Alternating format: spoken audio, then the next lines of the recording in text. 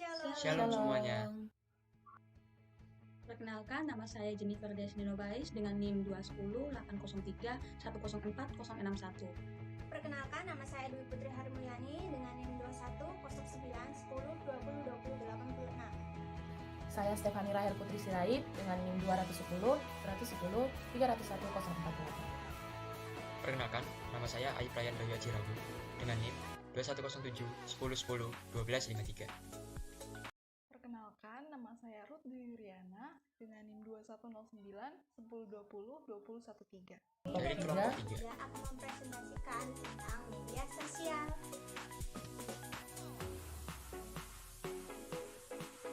Kelompok kami mengangkat tema ini dikarenakan zaman sekarang adalah zaman modern, yang dimana semua teknologi sudah semakin maju dan canggih. Hampir setiap orang menggunakan dan aktif media sosial, entah itu dari kalangan anak-anak maupun usia lanjut. Penggunaan sosial media ini memang memiliki efek yang positif, tetapi penggunaan media sosial ini juga memiliki efek yang negatif. Efek negatif yang ditimbulkan dalam kehidupan dan pandangan kekristenan dalam kehidupan sehari-hari, yaitu membuat hubungan kita sebagai umat Allah menjadi renggang dengan Allah. Mengapa hubungan kita bisa menjadi renggang dengan Allah? Itu disebabkan karena penggunaan kita akan sosial media yang terlalu berlebihan hingga lupa waktu. Masalah yang akan kami bahas di sini, yang pertama adalah apa pengertian dari media sosial dan fungsi-fungsinya. Yang kedua, bagaimana agar kita dapat mengatur waktu agar terhindar dari efek negatif penggunaan media sosial. Dan yang ketiga, bagaimana pengaplikasian dan penggunaan media sosial agar kita tetap dapat sejalan dengan firman Allah.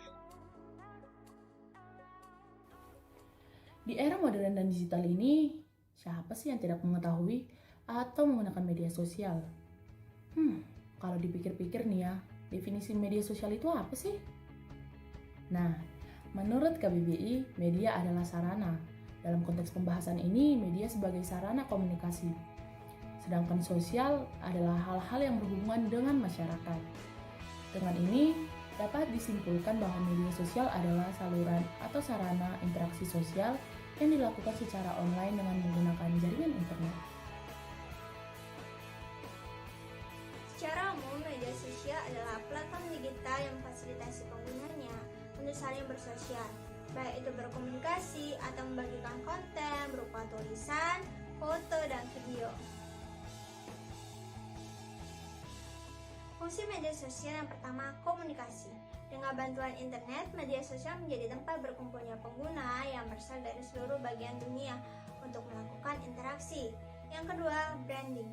Fungsi ini terlihat dari bagaimana masing-masing pengguna mempunyai caranya sendiri untuk menata akun media sosial yang mereka punya, sehingga pribadi individu akan terlihat perbedaannya satu sama lain. Yang ketiga, marketing. Di masa pandemi saat ini, media sosial sangat membantu dalam proses pemasaran. Jangkauan audiensinya yang luas menjadikan media sosial sebagai media pemasaran yang efektif.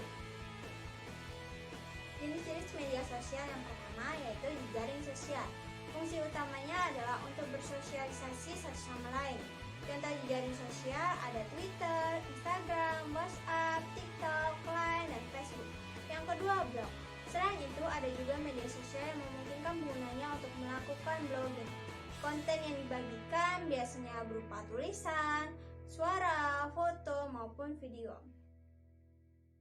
Manfaat media sosial diantaranya yaitu 1. Membangun relasi. 2. Mendapatkan informasi secara real time.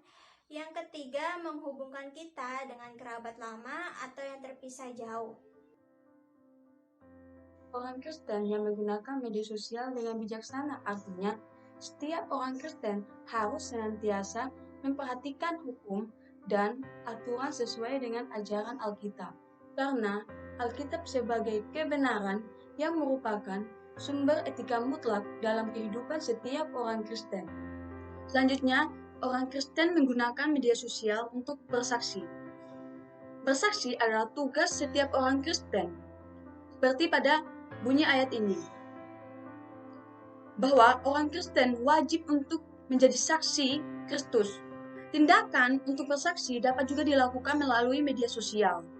Artinya, setiap orang Kristen yang menggunakan media sosial harus memperhatikan dengan baik supaya setiap postingan dan perilakunya di media sosial dapat memberikan dampak positif, dapat menyatakan kebenaran firman Tuhan, dapat menerangi Injil-Injil seperti yang dikehendaki Tuhan, dan dapat berbagi dengan hal-hal yang positif.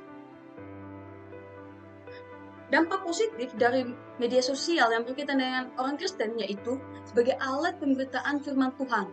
Bisa dipakai juga untuk mencari informasi mengenai ajaran-ajaran Alkitab untuk menambah wawasan orang Kristen. Contohnya YouTube, Instagram, Facebook, Google, dan sebagainya alat media sosial.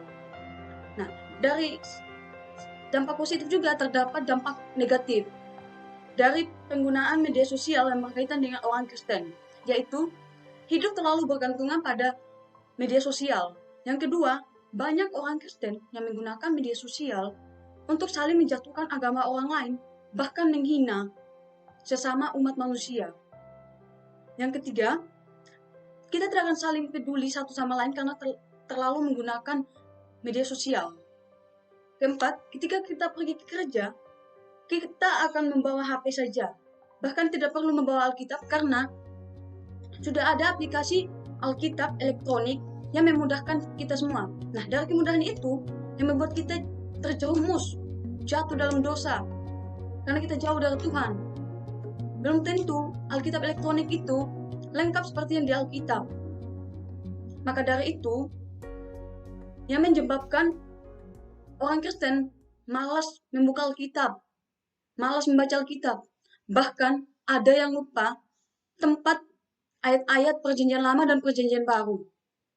Kesimpulan yang dapat kita ambil dari penjelasan-penjelasan tersebut adalah penting bagi kita orang Kristen untuk dapat mempertimbangkan semua yang ada di media sosial. Mempertimbangkannya itu pun secara etis. Maksudnya secara etis gimana sih? Mempertimbangkan secara etis adalah mempertimbangkan dengan berdasarkan Alkitab atau yang kita teliti. Jadi apa yang kita pikirkan, apa yang kita rasakan, apa yang ada dalam hati kita itu mencerminkan perilaku, sikap, dan perbuatan. Semua apa yang keluar dari diri kita itu mencerminkan pikiran, hati, dan perasaan kita. Jadi kita harus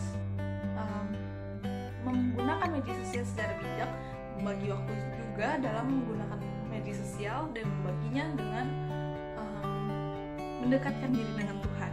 Jadi bijaklah dalam bermedia sosial dan menggunakan media sosial sebagai sarana untuk mengaktualisasikan diri dan membuat diri kita menjadi berkembang untuk menjadi pemimpin Indonesia yang lebih baik dan menjadi anak Tuhan yang dapat